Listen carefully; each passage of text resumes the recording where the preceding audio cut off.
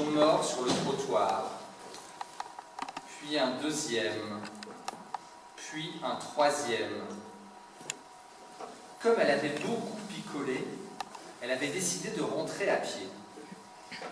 Mais même un peu pétée, elle fut quelque peu surprise de voir tous ces pigeons morts.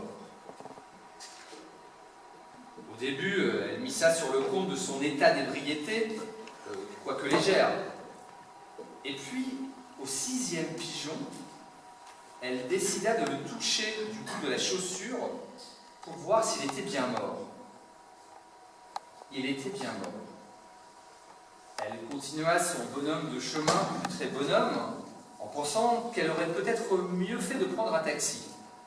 D'habitude, dans cette situation d'ivresse contrôlée, malgré l'heure tardive, il était 3 heures du matin, elle rentrait toujours à pied pour prendre l'air.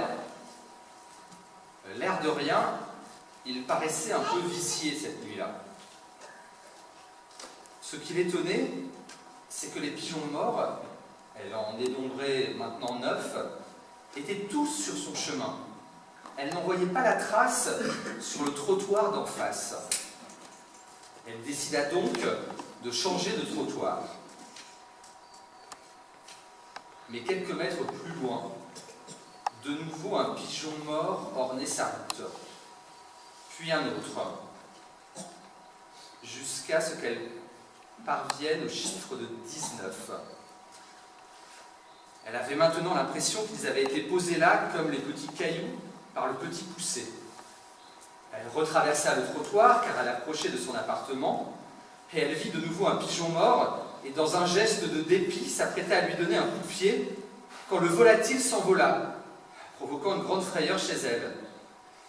Elle accéléra le pas, remit ça sur le compte de la vodka dont elle avait abusé et qui décidément ne lui réussissait pas.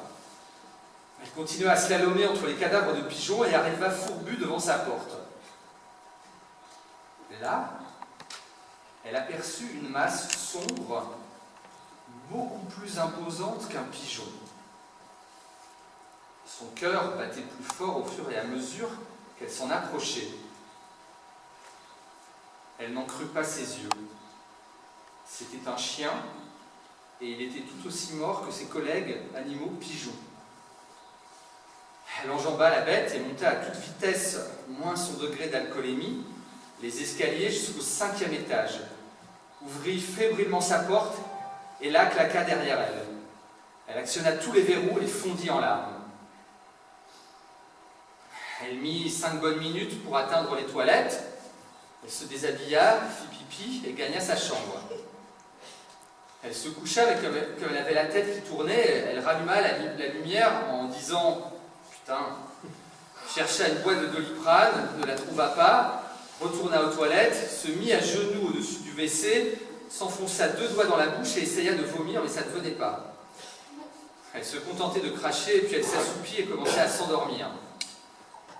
Elle se réveilla en sursaut 10 minutes plus tard, refit pipi, trouva par miracle la boîte de Doliprane, en prit 2, enfin non 3, enfin non 4, et retourna se coucher.